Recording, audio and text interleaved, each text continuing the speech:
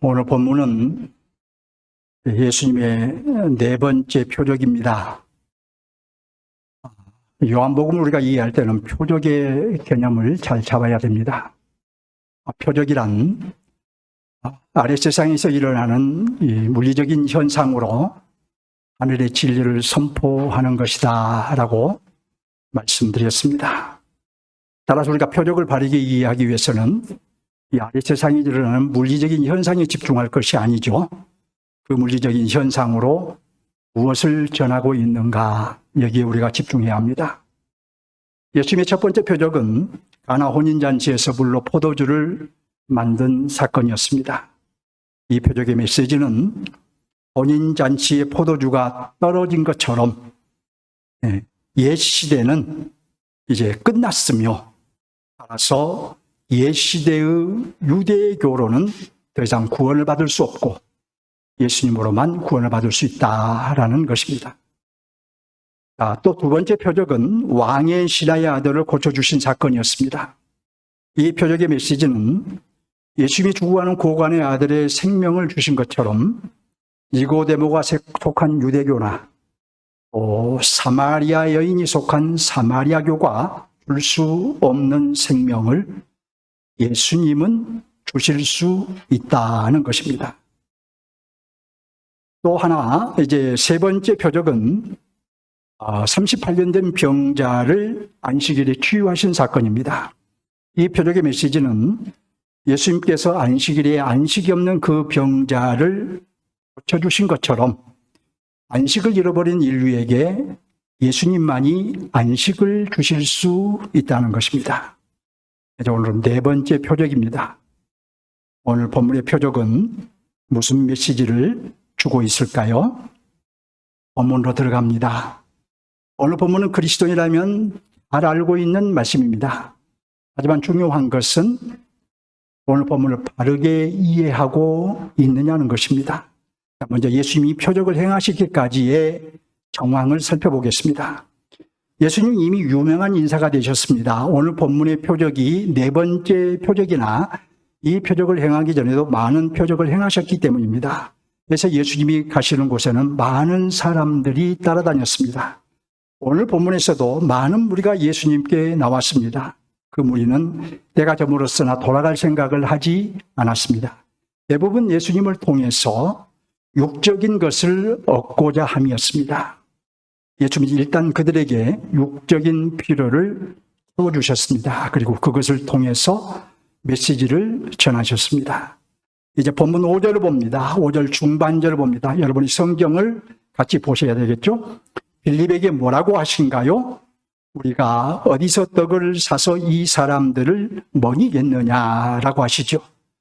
예수님이 이렇게 말씀하시면 빌립을 시험코자 함이었으나 그것을 알지 못한 빌립은 이렇게 대답을 합니다. 본문 7절을 봅니다. 각 사람으로 조금씩 받게 할지라도 200데나리온의 떡이 부족하리이다. 여기 여러분, 한 데나리온은 당시 노동자의 하루 품삯이었습니다. 200데나리온은 한 노동자의 200일 품삯이 되겠죠. 그것으로 떡을 산다고 해도 충분치 않을 것이라는 말입니다. 결국 빌립은 그 무리를 먹이는 것은 불가능하다고 말한 것이죠. 그때 안드레가 나섰습니다. 9절을 봅니다. 한 나이가 무엇을 가지고 있다고 한가요? 보리떡 5개와 물고기 2마리를 가지고 있다고 하지요. 하지만 안드레도 이렇게 말합니다. 9절 중반절을 볼까요? 그러나 그것이 많은 사람들에게 얼마나 되겠사옵나이까. 안드레 역시 그 무리를 먹이는 것은 불가능하다고 말한 것입니다. 사실 안드레의 말이 이성적이고 합리적입니다. 어떻게 보리떡 5개와 물고기 2마리로 그 많은 사람들을 먹일 수 있겠습니까? 하지만 제자들은 그동안 예수님을 보았기에, 예수님이 행하신 표적들을 보았기에 예수님은 할 수 있다고 믿어야 했습니다. 주님도 그걸 원하셨기 때문에 빌립을 시험하셨던 것입니다. 예수님은 빌립과 안드레의 생각이 틀렸음을 보여주셨습니다. 다시 한번 표적을 행하신 것입니다. 자, 본문에서 무슨 표적을 행하셨을까요? 예수님은 안드레에게 불가능하다는 말에 이렇게 말씀하셨습니다. 본문 10절을 봅니다. 이 사람들로 앉게 하라. 불가능하다는 안드레의 말을 듣고 즉시 그들을 앉히라고 하신 것입니다. 제자들은 이제 무리를 때를 지어 앉혔습니다. 10절 하반절을 볼까요? 그 수가 몇 명이나 되었다고 한가요? 5,000명쯤 되더라고 하지요. 이어서 예수님은 무엇을 하셨을까요? 11절을 봅니다. 떡을 가져 무엇을 하셨다? 축사하셨다고 하지요. 그리고 앉은 자들에게 나누어 주게 하셨다고 하죠. 이어서 물고기도 그렇게 하셨다고 말합니다. 예수님은 먼저 축사하셨는데 여기서 여러분 무엇을 뜻할까요? 예수님은 항상 하나님의 뜻대로 행하셨다는 뜻이고 또한 항상 하나님과 친밀한 교통 가운데 있었다는 뜻입니다. 자, 그 결과 어떻게 되었을까요? 12절을 봅니다. 그들이 배부른 후에라고 하지요. 사도 요한은 10절에서 그곳의 무리가 5,000명이라고 했는데 그들이 다 먹고 배불리 먹었다는 것입니다. 그런데 여러분, 여기 5,000명은 성인 남자들만의 수일 것입니다. 왜냐하면 당시에는 사람들의 수를 셀 때에는 여성이나 어린아이들은 제외하였기 때문입니다. 그러니까 대략 1만 명이 다 배불리 먹었다고 보아야 할 것입니다. 그 무리를 먹이는 것은 불가능하다고 말한 빌립과 안드레는 무슨 생각을 했을까요? 자, 무리가 다 먹은 후에 예수님은 제자들에게 말씀하셨습니다. 12절을 봅니다. 뭐라고 말씀하셨나요? 남은 조각을 거두어 버리는 것이 없게 하라고 하셨지요. 제자들은 이제 무리 사이를 다니면서 남은 것을 다 거두었습니다. 그러면 얼마나 거두었을까요? 13절을 봅니다. 남은 조각이 몇 바구니에 찼다고 한가요? 12바구니에 찼다고 하죠. 보리떡 5개와 물고기 2마리로 5,000명 이상이 먹고도 12바구니가 남았던 것입니다. 제자들은 또 다시 충격을 받았겠지요. 요한도, 이 본문을 기록한 요한도 그때 받은 충격을 생각하면서 이 표적을 기록했을 것입니다. 여러분은 어떻습니까? 믿어지신가요? 이해가 되신가요? 쉽게 믿어지지 않을 수 있습니다. 이성적인 사람일수록 더욱 믿지 못할 것입니다. 과학적인 사고를 하는 사람일수록 더욱 믿을 수 없을 것입니다. 하지만 이 사건은 역사적인 사실입니다. 전능하신 예수님이 행하신 초자연적인 기적입니다. 그럼 여러분, 왜 예수님은 이 초자연적인 기적을 행하셨을까요? 저자 요한은 이 기적을 기적이라고 말하지 않고 표적이라고 했는데 이는 기적을 행하신 목적이 있다고 깨달았기 때문이에요. 기적에 심오한 진리가 담겨 있다고 깨달은 것입니다. 오늘 강론은 1절로 13절을 본문으로 잡았으나 사실 6장 전체가 본문이라고 할 수 있습니다. 그래서 6장 전체를 보면 예수님께서 표적을 행하시자 유대인들은 예수님에 대해 오해를 했고 예수님은 그들의 오해에 대해서 길게 해명을 하셨습니다. 유대인들의 오해는 무엇이었을까요? 그리고 예수님의 해명은 무엇이었을까요? 무리는 이 오병이어 사건을 보고 즉각 반응했습니다. 14절 중반절을 보면 이는 참으로 세상에 오실 그 선지자라고 반응했습니다. 그들이 예수님을 가리켜 세상에 오실 선지자라고 말한 것은 신명기 18장 15절 말씀에 근거한 것입니다. 내 하나님 여호와께서 너희 가운데 내 형제 중에서 너희를 위하여 나와 같은 선지자 하나를 일으키리니 너희는 그의 말을 들을지니라. 이 말씀은 모세가 이스라엘 백성들에게 하나님의 말씀을 전한 것입니다. 하나님께서 모세와 같은 선지자를 보내실 것이라는 하나님의 약속이었습니다. 유대인들은 모세 오경을 가지고 있었기 때문에 이 말씀을 배웠을 것이고 알고 있었습니다. 해서 예수님께서 표적을 행하시는 것을 보고 예수님이 바로 하나님이 약속하신 모세와 같은 선지자라고 생각한 것입니다. 거기까지는 맞았습니다. 예수님은 하나님께서 약속하신 그분입니다. 그러나 그 다음부터는 틀렸어요. 왜냐하면 무리들은 이스라엘을 애굽으로부터 해방시켰던 모세처럼, 광야에서 만나를 먹였던 모세처럼, 율법으로 정의로운 사회를 만들었던 모세처럼 예수님께서 로마의 압제로부터 해방시켜주고 경제적인 부흥을 이루고 정의로운 사회를 만들어줄 줄로 생각을 했던 것입니다. 그래서 그들은 예수님을 왕으로 삼고자 했어요. 하지만 그들의 생각을 간파하신 예수님은 그들을 피하여 산으로 가셨습니다. 예수님은 유대인들이 생각한 것처럼 세상 나라의 왕이 되려고 오신 것이 아니었기 때문입니다. 이것은 현대 그리스도인들에게 중요한 사실을 일깨워주고 있습니다. 지금도 많은 그리스도인들이 예수님을 세상 나라의 왕으로 생각하고 예수님을 통해서 현세적인 필요를 채우기를 원하고 있기 때문입니다.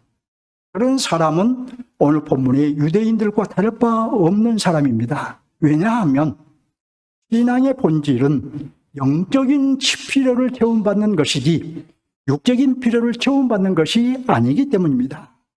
전에는 타락한 존재로서 하나님과 원수 관계였으나 이제는 그리스도로 말미암아 하나님과의 관계가 회복된 성도로서 이제는 하나님의 통치를 받으며 사는 것이 신앙의 본질이기 때문입니다.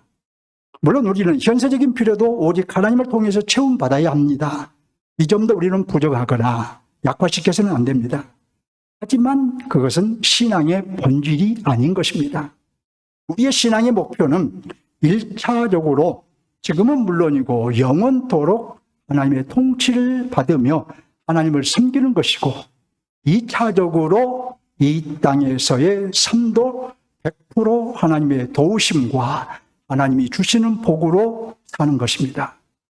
만일 1차적인 목표는 외면하고 2차적인 목표만 구한다면 무리일 뿐이고 주님이 원하시는 제자의 모습이 아닌 것입니다. 신앙의 본질은 성경을 바르게 배워서 성경대로 하나님을 섬기며 하나님의 통치를 받는 것입니다. 다시 본문으로 돌아갑니다. 이튿날 예수님은 표적의 의미를 설명하셨습니다. 보리떡 5개와 물고기 2마리로 5,000명을 먹이고 12광주리가 남은 그 표적을 설명하신 거예요. 먼저 예수님은 한 가지를 지적하셨습니다. 내가 진실로 진실로 너희에게 이르노니 너희가 나를 찾는 것은 표적을 본 까닭이 아니요 떡을 먹고 배부른 까닭이로다. 왜 사람들이 예수님을 따랐느냐? 예수님이 보이신 표적을 보고 그 의미를 깨달아서 예수님을 따른 것이 아니라 자신들에게 떡이나 주는 분인 줄 알고 예수님을 따랐다는 것입니다. 예수님의 말씀인즉 그런 식으로 예수님을 이해하고 따르는 것은 옳지 않다는 것입니다. 아까 말씀드린 대로 우리가 잘못된 생각을 가지고 예수님을 따르고 교회생활을 하고 우리가 신앙이라고 말하는 것은 틀렸다는 것입니다. 왜냐하면 떡은 육체의 생명을 위한 것일 뿐이지 영생을 위한 것이 아니기 때문입니다. 모세가 만나를 주어서 먹었던 이스라엘 백성들이 죽었던 것처럼 떡은 아무리 많이 먹어도 다 죽게 되기 때문입니다. 그러면 어떻게 이해하기를 원하셨을까요? 예수님의 말씀에 그 답이 있습니다. 35절을 보면 여러분 성경 35절을 보시기 바랍니다. 나는 생명의 떡이니 내게 오는 자는 결코 줄이지 아니할 터이요 나를 믿는 자는 영원히 목마르지 아니하리라. 이렇게 말하죠. 이제 또 48절을 봅니다. 내가 곧 생명의 떡이라고 하십니다. 이제 50절을 봅니다. 이는 하늘에서 내려오는 떡이니 사람으로 하여금 먹고 죽지 아니하게 하려는 것이니라. 58절을 보면 이것은 하늘에서 내려온 떡이니 조상들이 먹고도 죽은 그것과 같이 아니하여 이 떡을 먹는 자는 어떠하리라고 합니까? 영원히 살리라고 하시지요. 예수님은 자신을 하늘에서 내려온 생명의 떡으로 이해하길 원하셨습니다. 육적인 배부름을 위해서 예수님을 따를 것이 아니라 오직 영생을 주시는 분으로 알고 따르길 원하신 것입니다. 자, 이제 본문의 핵심 메시지를 찾아가 보겠습니다. 예수님은 이렇게 말씀하셨습니다. 51절을 보면 나는 하늘에서 내려온 살아있는 떡이니 사람이 이 떡을 먹으면 영생하리라. 내가 줄 떡은 그 세상의 생명을 위한 내 살이니라 하시니라. 자, 이 말씀에서 우리는 두 가지 사실을 주목해야 합니다. 첫째로 사람이 이 떡을 먹으면 영생하리라는 것입니다. 둘째로 내가 줄 떡은 내 살이니라라는 말씀이에요. 예수님이 살을 먹는 자가 영생을 얻는다는 뜻입니다. 그러나 유대인들은 이 말씀을 이해하지 못하자 예수님은 다시 좀 더 구체적으로 설명하셨습니다. 52절을 보면 인자의 살을 먹지 아니하고 인자의 피를 마시지 아니하면 너희 속에 생명이 없느니라 이렇게 말씀하셨어요. 이 말씀의 의미는 여러분 무엇일까요? 예수님의 살과 피는 십자가에서 찢기시고 흘리신 살과 피를 의미하고 그 살과 피를 먹어야 생명 곧 구원을 얻는다는 의미이며 이는 곧 십자가에 죽으신 예수님을 믿어야 생명 곧 구원을 얻는다는 의미입니다. 그리고 예수님께서 오병이어의 표적을 통해서 말씀하시는 것이 무엇이겠습니까? 나는 하늘로부터 내려온 생명의 떡이다. 따라서 나를 먹는 자는 생명 곧 구원을 얻게 될 것이다.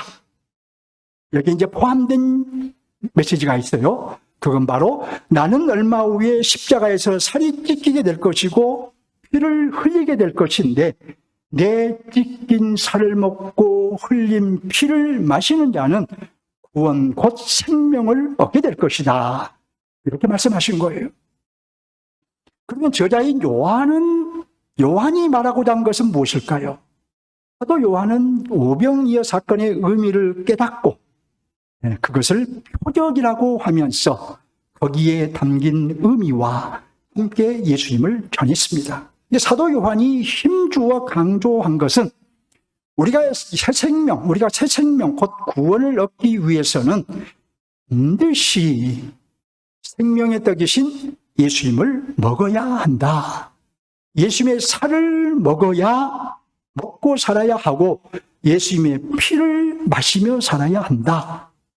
왜냐하면 예수님은 유대교와 소위 사마리아교가 주지 못하는 생명, 곧 구원을 주시는 하나님의 아들이기 때문이다. 구약 성경에 예언된 메시아이기 때문이다. 정말의 구원자이시기 때문이다. 이렇게 요한은 예수님을 생명의 떡이라고 전하면서 그런즉 예수는 메시아, 곧 종말의 구원자라고 전한 것입니다. 자, 우리는 이 메시지를 받으면서 두 가지를 분명히 해야 합니다. 첫째로 생명의 떡이신 예수님의 살과 피를 먹는 것은 마음만 먹으면 할 수 있는 일이 아니라는 것입니다. 이에 대해 주님은 이렇게 말씀하셨습니다. 아버지께서 내게 주시는 자는 다 내게로 올 것이요 내게 오는 자는 내가 결코 내쫓지 아니하리라. 내 아버지의 뜻은 아들을 보고 믿는 자마다 영생을 얻는 이것이니 마지막 날에 내가 이를 다시 살리리라 하시니라. 먼저 누가 예수님께 올 수 있느냐? 하나님께서 주시는 자만이 예수님께 올 수 있다는 것입니다. 하나님께서 주시는 자만이 예수님께 나와 예수님이 누군지 깨닫고 믿는다는 것입니다. 그래서 영생을 얻는다는 것입니다. 자, 그런즉 우리가 생명의 떡이신 예수님을 먹고 구원을 받는 것은 전적으로 하나님의 은혜인 것입니다. 우리가 감사해야 할 진짜 이유가 여기에 있는 것이죠. 우리가 무엇을 할지라도 나는 무익한 종입니다 라고 고백해야 할 이유가, 진짜 이유가 여기에 있는 것입니다. 둘째로 생명의 떡이신 예수님의 살과 피를 먹는 일은 전 인격의 변화를 의미합니다. 예수님의 살과 피를 먹었다 함은 입술의 고백을 의미하지 않습니다. 또 몇 번의 순종을 의미하는 것이 아닙니다. 왜냐하면 우리의 입술만으로는 내 신앙의 신실성이 확보되었다고 말할 수 없기 때문이에요. 또 우리가 몇 번의 순종으로는 다 이룬 것이라고 말할 수 없기 때문입니다. 그럼 여러분, 무엇이 중요할까요? 입술의 고백도 확실한 것이 아니고 심지어 순종도 확실한 것이 아니라면, 아니, 우리는 무엇을 보고 예수님의 살과 피를 먹었다고 판단할 수 있을까요? 나의 전 인격이 변화되어 가고 있는가를 보아야 합니다. 나의 지식과 감정과 의지적인 행위를 보아야 합니다. 나의 전 인격에 예수님의 피가 묻어 있어야 합니다. 나의 전 인격에 십자가의 정신이 담겨 있어야 합니다. 나의 전 인격에 성령의 통치가 나타나야 합니다. 그래서 생각과 마음과 우리 인생의 목표와 가치관 등이 변화되어야 합니다. 이런 사람이 하나님께서 예수님께 보내주신 자로서 예수님을 먹고 생명 곧 구원을 받은 사람이라고 장담할 수 있습니다. 이런 면에서 우리는 행위 중심의 신앙생활이 아니라 인격 중심의 신앙생활을 해야 하는 것입니다. 인격 중심의 신앙생활을 함으로 먼저 우리의 전 인격이 변화되고 그 변화된 인격에서 고백도 또 순종도 와야 하는 것입니다. 아주 중요한 얘기를 말씀드렸습니다. 자, 교우 여러분, 이제 오늘 본문이 우리에게 요청하는 것은 무엇일까요? 첫째로 핵심 메시지가 요청하는 것이 있습니다. 둘째로 하나님 나라 관점에서 요청되는 것이 있습니다. 첫째로 요청하는 것을 생각해 보겠습니다. 여러분은 생명의 떡이신 예수님을 필히 먹었나요? 오늘도 예수님을 먹고 있고 내일도 예수님을 먹으실 건가요? 날마다 예수님의 살을 먹고 예수님의 피를 마시고 있나요? 예수님은 자신이 하늘에서 내려온 떡이니 자기를 먹으라고 하시면서 생명의 떡이신 자기를 먹어야 다시는 줄이지 않는다고 하셨습니다. 예수님께서 오병이어의 표적을 그 굶주린 사람들에게 행하신 것도 바로 예수님이 영생을 주시는 분이라는 것이에요. 예수님께서 이것을 밝히시기 위해서, 예수님 자신이 영생을 주시는 분이라는 것을 밝히시기 위해서 바로 오병이어의 표적을 행하신 것입니다. 또 사도 요한이 오병이어 표적을 기록한 것은 예수님이 생명의 떡이심을 전하며 또 생명의 떡이신 예수님을 먹어야 구원을 얻는다고 전하며 예수님은 메시아, 종말의 구원자라고 전하기 위함이었어요. 그런즉 오병이어 표적을 행하신 예수님의 의도와 이것을 기록한 사도 요한의 의도를 종합하면 알고자 하는 자는 예수님이 생명의 떡이심을 믿고 생명의 떡이신 예수님을 먹어야 합니다. 생명을 얻고자 하는 자는 예수님은 죄인들에게 생명을 주시기 위해서 죽으셨으며 따라서 죽으시고 부활하신 예수님은 정말의 구원자이심을 알고 믿어야 합니다. 우리는 여기서 두 가지를 이제 점검해야 돼요. 첫째로 생명의 떡을 확실히 먹었는지 점검해야 합니다. 무엇을 점검하면 될까요? 무엇을 점검해 보면 내가 생명의 떡을 먹었는지 안 먹었는지 알 수 있을까요? 예수님을 믿음으로 예수님과 연합되었는지 점검하면 됩니다. 자, 이렇게 말하면 대체로 교회 다니고 있는 것을 내세웁니다. 하지만 여러분이 교회 다니고 있는 것이 생명의 떡을 먹었다는, 예수님과 연합되었다는 확정적인 증거가 될 수 없습니다. 그런데 무엇이 확정적인 증거일까요? 생명의 떡이신 예수님을 먹은 사람은, 그 십자가에 죽으시고 부활하신 예수님을 믿는 사람은, 그 죽으시고 부활하신 예수님과 연합된 사람은 인격의 변화로 인해 그런 자신을 통해서 예수님이 나타나야 합니다. 인격의 변화를 받은 자신을 통해서 예수님이 나타나야 돼요. 예수님의 향기가 나야 합니다. 생각과 마음과 말과 행동에서 예수님의 향기가 나야 합니다. 이것이 정상인 거예요. 왜 예수님의 향기를 내야 할까요? 이렇게 비유할 수 있습니다. 원래 우리는 돌 감람나무였으나 예수님을 먹음으로 참 감람나무인 예수님께 접붙임을 받았습니다. 돌 감람나무인 우리가 예수님의 살과 피를 먹고 마심으로 예수님과 연합된 것입니다.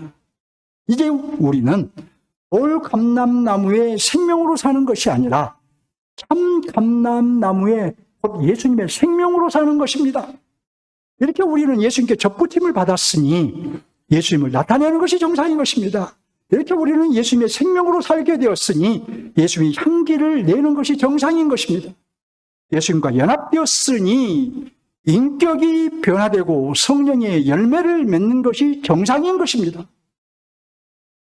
둘째로, 날마다 생명의 떡을 먹고 있는지 점검해야 합니다.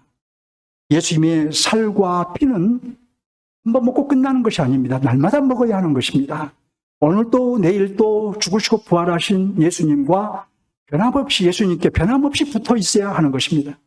날마다 예수님을 먹음으로 예수님과 연합이 지속되어지게 해야 합니다. 예수님과의 연합이 지속되게 하는 것은 매우 중요한 문제입니다. 느슨해지지 않게 해야 합니다. 되었는지 안 되었는지 알 수 없는 상태가 되지 않게 해야 합니다. 어떻게 해야 할까요? 생명의 떡이신 예수님을 날마다 먹어야 합니다. 예수님의 살과 피를 날마다 먹고 마셔야 합니다. 그래서 예수님과의 연합에 분란이 생기지 않게 해야 합니다. 예수님께 온전히 붙어서 온전히 연합되어서 그 연합이 지속되게 해야 합니다. 예수님의 생명으로 살아야 한다는 말입니다. 따라서 우리는 우리 자신을 잘 관리해야 합니다. 말씀으로 자신을 관리하고 기도로 자신을 관리하고 성령의 도우심으로 자신을 관리해야 합니다. 특별히 날마다 말씀을 먹고 말씀과 함께 역사하시는 성령의 역사에 순종하고 그때마다 주시는 은혜를 따라서 기도해야 합니다. 이를 위해서 가장 중요한 것이 뭘까요? 가장 중요한 것은 주일날 선포되는 강론 말씀을 먹는 것이에요. 보세요, 여러분. 이 말씀드리지만 강론은 특별히 하나님께서 교회에 주신 말씀입니다. 그리고 우리는 교회의 분자입니다. 우리가 교회의 분자로서 교회에 주신 말씀을 먹지 않고서 어떻게 교회의 머리이신 주님과 연합이 지속되게 할 수 있을까요? 교회의 머리이신 주님과 연합되기 위해서는 교회에 주신 주님의 말씀을 먹지 않으면 안 되는 것입니다. 두 번째 요청을 생각해 보겠습니다. 에덴 동산에서 출발한 하나님의 나라는 주님 다시 오실 때까지 진행된다는 것을 아시죠? 그렇다면 본문은 하나님 나라의 어느 시점일까요? 또 하나님의 나라는 여러 면이 있다고 말씀드렸죠? 그렇다면 오늘 본문은 특별히 어떤 면을 보여줄까요? 요한복음의 하나님의 나라. 이 요한복음의 하나님의 나라는 현재적 하나님의 나라입니다. 이미 이 땅에 임한 하나님의 나라예요. 예수님께서 가지고 오셔서 직접 선포하신 하나님의 나라입니다. 예수님께서 오병이의 표적을 행하심도, 그래서 자신이 생명의 떡이심을 보여주신 것도 하나님 나라 관점에서 보면 하나님의 나라를 선포하신 거예요. 예수님이 가져오신 현재적 하나님 나라의 특징은 죄인들을 하나님의 나라로 초대하는 것입니다. 요한복음만 보아도 3장에서 니고데모가 하나님 나라에 초대되어 들어갔습니다. 4장에서는 사마리아인들이 초대되어 들어갔습니다. 고관과 그의 가족들이 초대되어 들어갔습니다. 5장에서는 38년 된 병자가 초대되어 들어갔습니다. 오늘 본문에서는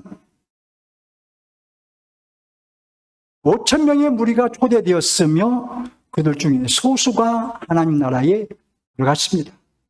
예수님은 공생애 동안에 말씀으로 하나님의 나라를 선포하시며 초대하셨고, 죄인들을 구원함으로 하나님 나라를 선포하시며 초대하셨고, 병자를 고치심으로 하나님 나라를 선포하시며 초대하셨으며, 또 귀신을 몰아내심으로 하나님의 나라를 선포하시며 초대하셨던 것입니다.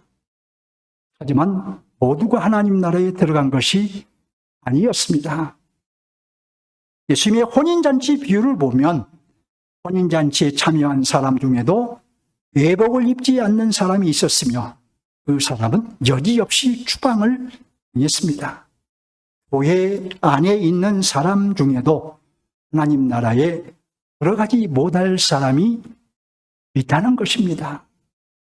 그러나 여러분, 너무 위축되지 마십시오.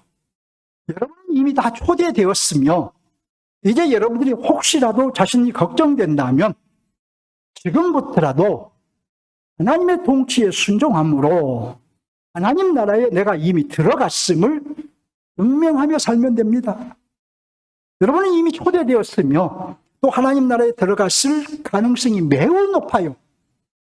그럼에도 불구하고 아직 내가 하나님 나라에 들어갔는지 잘 모르겠다라고 스스로 의심이 된다면, 걱정이 된다면 이제부터라도 하나님의 통치에 순종하며 하심으로써 자신이 하나님 나라에 들어간 존재라는 것을 스스로 확증하며 살아가시라는 것입니다. 다음으로 본문은 하나님 나라의 어느 면을 보여주고 있을까요? 본문에서 발견할 수 있는 하나님의 나라는 무리는 들어갈 수 없고 제자만 들어갈 수 있는 나라라는 것입니다. 이것을 바꾸고 말하면 믿음으로 들어가는 나라입니다. 본문에서 5천 명이 넘는 사람들, 이 대부분의 사람들은 예수님을 믿지 못했습니다. 그래서 요한은 그들을 무리라고 했어요. 또 예수님은 그들이 예수님을 찾은 것은 표적을 본 까닭이 아니라 떡을 먹고 배부른 까닭이라고 하셨습니다. 그들이 예수님께 나온 것은 예수님을 믿어서 나온 것이 아니라 육적인 필요를 채움받기 위해서 나온 것이라는 뜻입니다. 예수님은 그들에게 썩을 양식을 위하여 일하지 말고 영생하도록 있는 양식을 위하여 일하라고 하셨습니다. 그들은 육적인 양식을 얻기 위해서 나온 무리라고 말씀하시는 것이죠. 또 예수님은 인자의 살을 먹지 아니하고 인자의 피를 마시지 아니하면 너희 속에 생명이 없다고 하셨습니다. 예수님 자신을 믿지 아니하는 무리는 생명, 구원을 믿지 못한다는 뜻입니다. 사도 요한은 예수님께 나오는 그 많은 사람들 중 많은 이들이 예수님을 떠났다고 합니다. 66절에 보면 그렇게 말을 해요. 그들은 제자가 아니라 무리라고 말한 거예요. 무리니까 떠난 거예요. 하나님의 나라는 믿음으로 들어가는 나라인 것입니다. 예수님을 믿는 믿음이 없는 무리는 들어갈 수 없는 것이고 예수님을 믿는 제자들만 들어가는 나라인 것입니다. 하나님의 나라와 믿음은 누가원의 관계입니다. 예수님을 믿지 아니하는 자가 하나님의 나라에 들어간 경우는 한 번도 없었습니다. 앞으로도 있을 수 없는 것입니다. 이런 면에서 사도 바울은 오직 믿음으로 의롭게 된다고 했어요. 많은 부분에서 그렇게 얘기했는데 특별히 로마서 3장 28절만 보아도 오직 믿음으로라고 말합니다. 오직 믿음으로 의롭게 된다, 구원을 받는다 하면 그렇습니다. 여러분, 예수님을 성인 정도로 생각하는 믿음이나 또 종교다원주의를 믿는 믿음이나 행위 구원을 주장하는 믿음이나 어떤 이단적인 요소가 있는 믿음이나 또 왜곡되고 변질된 믿음으로는 하나님 나라에 들어갈 수 없다는 말이에요. 왜냐? 그런 믿음은 오직 믿음에 해당되지 않기 때문입니다. 그러니 여러분 경계하십시오. 첫째로 유사복음을 경계하십시오. 유사복음이란 복음 비슷한 것인데, 유사복음은 우리의 믿음을 예수 없는 믿음으로 왜곡시켜버립니다. 예수 없는 믿음으로 유사복음이 왜곡시키는 이유는, 유사복음은 도덕과 윤리를 강조하고 삶의 철학을 중시하는 믿음으로 만들기 때문이에요. 설령 예수를 말해도 예수님의 절대성을 빼버린 믿음으로 만들기 때문입니다. 자, 둘째로 감성주의 말씀을 경계하십시오. 감성주의 말씀은 우리의 믿음의 건강성을 심각하게 해칩니다. 왜냐하면 감성주의 말씀은 예수님의 하나님 되심과 예수님의 십자가의 죽음과 부활을 약화시키기 때문입니다. 반면에 감성주의 말씀은 감정적인 터치를 중요시하는 믿음으로 만들기 때문이요. 감정의 터치가 곧 은혜라고 생각합니다. 그러면 어떻게 유사복음과 감성주의 말씀을 우리가 분별할 수 있을까요? 자, 제가 여기에서도 다시 강조하고 싶은 것은 강론의 중요성을 말씀드리지 않을 수 없습니다. 여러분, 주일 강론을 반복해서 들으십시오. 여러분이 저의 강론만 잘 소화해도 충분히 분별력을 갖출 수 있습니다. 듣고 배워서 소화하십시오. 주일날 한번 여러분들이 강론을 들었다고 해서 제 강론을 다 이해하는 것이 아닙니다. 여러분이 오늘 강론을 들었다고 해서 오늘 본문 이 오병이어 사건을 다 이해했다고 생각하면 곤란합니다. 저의 강론에는 바른 복음이 있고 바른 말씀이 있기 때문에 여러분들이 저의 강론을 반복해서 듣고 배우고 소화하라는 것입니다. 하나님의 나라는 믿음으로 들어가는 나라이므로 반복해서 우리는 바른 복음을 먹어야 하고, 그래야 우리의 믿음이 세워지는 것이고, 항상 바른 말씀을 먹어야 우리가 건강한 믿음으로 자랄 수 있는 것입니다. 말씀을 맺겠습니다. 정리하면서 맞춰보겠습니다. 첫째로, 예수님은 하늘로부터 내려온 생명의 떡입니다.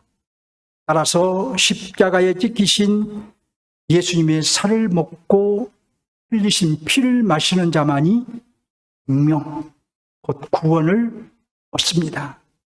둘째로, 요한은 이 예수님을 전했습니다. 생명의 떡이신 예수님을 먹어야 생명을 얻게 된다라는 이 말, 또 예수님을 먹어야 구원을 얻게 된다라는 이 말. 그래서 예수님은 메시아, 종말의 구원자이시기 때문이다 라고 전한 거예요. 실제로 예수님의 살을 먹고 피를 마시는 것은 내 의지와 결단으로 되는 일이 아닙니다. 전적인 하나님의 은혜인 것입니다. 감사하시기 바랍니다. 넷째로, 예수님의 살과 피를 먹는 일은 전 인격의 변화를 의미합니다. 인격의 변화가 전혀 없는 사람은 예수님의 살과 피를 먹고 마셨는지 알 수 없어요. 인격 중심의 신앙생활을 해가시기 바랍니다. 다섯째로, 우리는 생명의 떡이신 예수님을 확실히 먹었는지 자신을 점검해야 합니다. 그리고 날마다 예수님을 먹고 있는지 돌아봐야 합니다. 여섯째로, 하나님의 나라는 믿음으로 들어가는 나라입니다. 따라서 제자만 들어갈 수 있습니다. 여러분은 예수님을 믿고 따르는 제자입니까? 하나님